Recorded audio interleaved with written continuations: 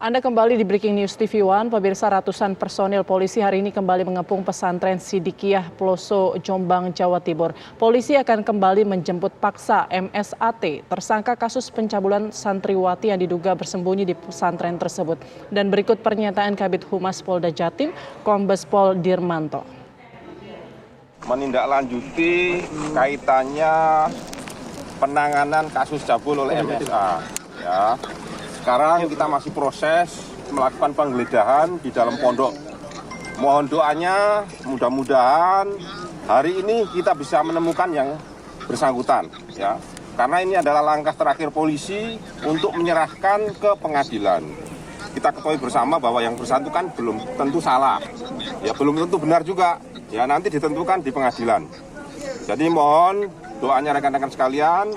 Mudah-mudahan hari ini ya Polda Jawa Timur bisa menangkap yang bersangkutan. Saya rasa Polda Jawa Timur sudah cukup lama ya menangani kasus ini secara humanis.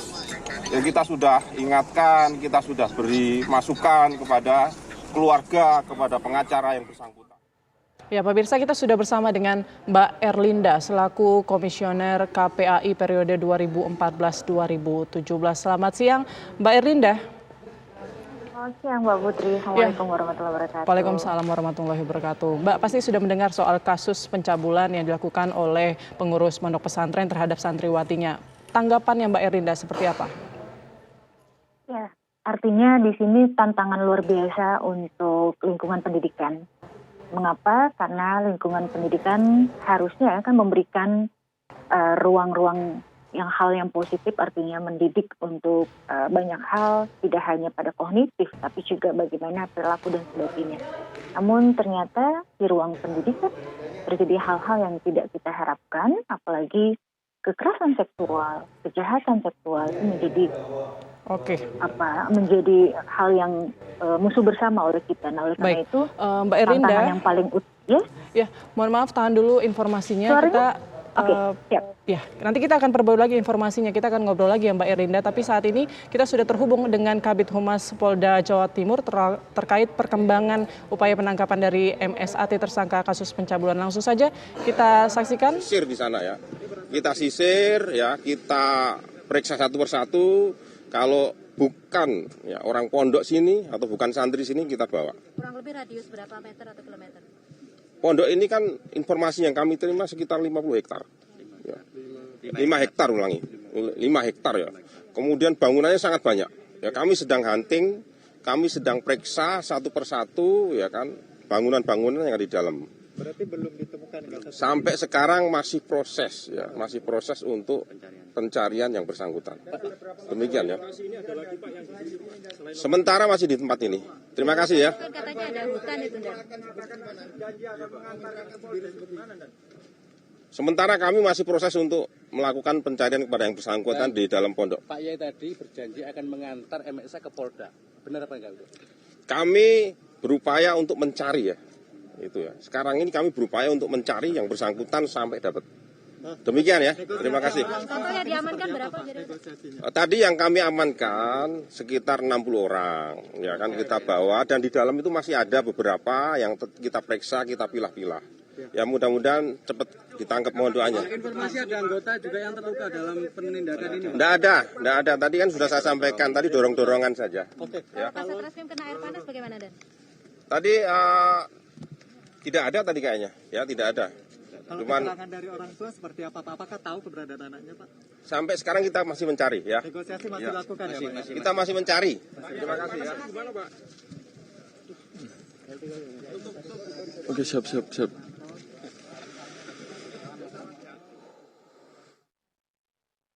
Ya, baiklah, itu tadi pernyataan dari Kabid Humas Polda Jawa Timur, Kombes Pol Dirmanto, yang mengatakan saat ini proses pencarian ataupun penggeledahan dari Pondok Pesantren Sidikiyah masih terus dilakukan untuk menangkap paksa dari tersangka kasus dugaan pencabulan tersangka MSAT. Dan tadi ia menyampaikan juga bahwa kendala mungkin yang dihadapi oleh ratusan personil polisi yang berada di pondok pesantren ini adalah dengan luasnya pondok pesantren yang disampaikan tadi seluas 5 hektar.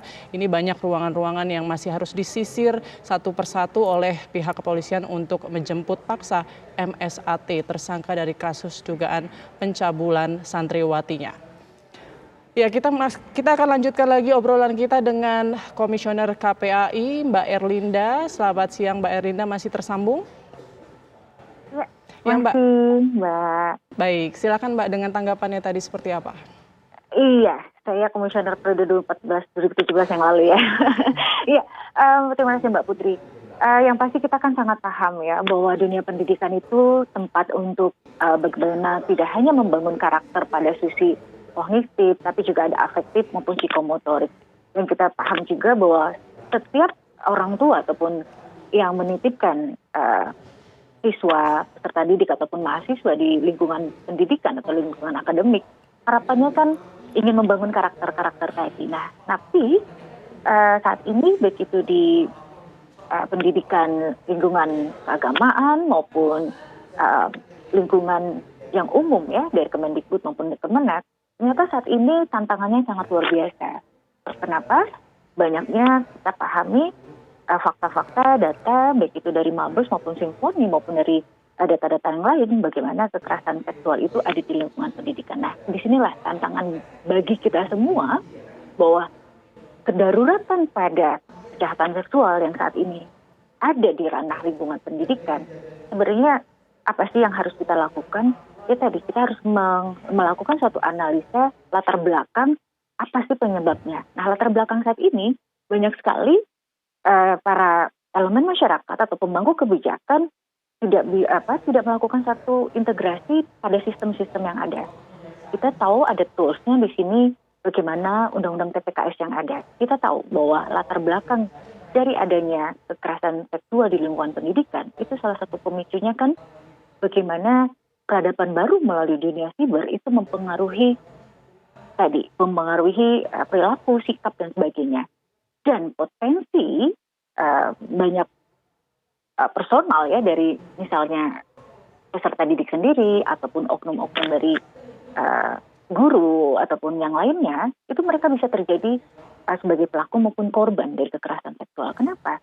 Jika tidak dikuatkan pada personality tentang bagaimana menolak perisai dari pornografi yang mengakibatkan menjadi perilaku seksual, nah disinilah terjadi salah satu penyebab dari kekerasan seksual. Nah, oleh karena itu sebaiknya kita harus bisa mendorong optimalisasi dari RUU TPKS yang saat ini sudah disahkan oleh negara ya, oleh pemerintah.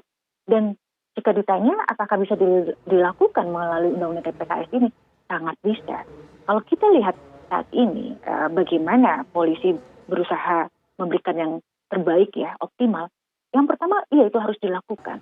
Kita harus bisa mendukung Polri ini untuk segera melakukan take out ataupun dugaan terjadi kekerasan seksual yang dilakukan oleh seseorang yang ada di lingkungan dunia pendidikan.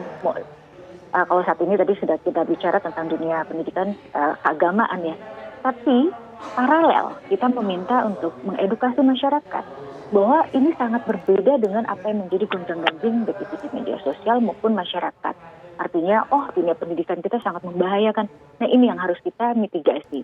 Karena boleh dikatakan itu hanyalah oknum. Nah, perisai untuk supaya ini semua tidak menjadikan potensi konflik sosial, konflik sara dan sebagainya, ini segera harus dilakukan mitigasi yang nyata ya, melakukan strategi taktis segera. Bagaimana saat ini sudah ada turunan dari peraturan-peraturan. Kita bisa lihat kalau di pendidikan ada namanya sekolah ramah anak, di situ ada peraturan Permendikbud, termasuk juga Permendikbud Ristek di dunia pendidikan tinggi ya kan. Lagi saat ini kita juga sedang mendorong bagaimana PMA dari Kemenak itu di lingkungan keagamaan. Nah, sekali lagi ini yang kita harus perkuat, Undang-Undang TPKS di hulu kan pencegahan. Nah, saat ini penanganan segera dilakukan langkah-langkah konkret. Kami memohon kepada para tokoh masyarakat, khususnya tokoh agama, tidak hanya di dunia Islam, tapi juga tokoh agama di agama yang lain, untuk sama-sama mendukung apa yang terjadi saat ini di Jombang. Katakan saat ini semua mata tertuju di Jombang ya. Untuk apa? Agar bisa memastikan lingkungan pendidikan itu akan zero dari hal-hal buruk seperti kekerasan seksual. Dan menjaga marwah dari tidak hanya dunia pendidikan, tapi marwah dari pihak Polri, aparat penegak hukum yang memang kita harus bantu. Baik, Mbak, singkat saja terakhir, Mbak, apa yang bisa dilakukan seorang siswi atau siswa saat dihadapkan pada situasi semacam itu? Ya, yang pasti harus berani untuk bersuara, ya, berani untuk melakukan menjadi seseorang pelopor. Dan yang paling utama juga saat ini pemerintah pusat, daerah maupun banyak institusi maupun organisasi itu memberikan pendampingan dan sebagainya. Artinya jangan pernah takut untuk bersuara, jangan pernah takut untuk mendapatkan dukungan pendampingan karena kekerasan seksual tidak hanya akan berdampak negatif pada dirinya, tapi juga pada masyarakat maupun keluarganya. Baik, terima kasih banyak penjelasannya Mbak Erlinda selaku Komisioner KPAI periode 2014-2017. Terima kasih Mbak, selamat siang. Terima kasih, selamat siang. Ya pemirsa, itu tadi pernyataan dari Erlinda selaku Komisioner KPAI periode 2014-2017. Yang bisa kita ambil adalah bahwa setiap anak ataupun siswa yang menghadapi situasi ataupun ancaman pencabulan dari oknum-oknum tertentu mungkin harus berani untuk menolak dan berani untuk mengadukan hal tersebut. Ya baik, kita akan update lagi informasi terbaru soal penangkapan ataupun upaya penjemputan paksa dari tersangka MSAT atas kasus dugaan pencabulan di Jombang. Namun sesaat lagi usai jeda, Breaking News TV One masih akan kembali.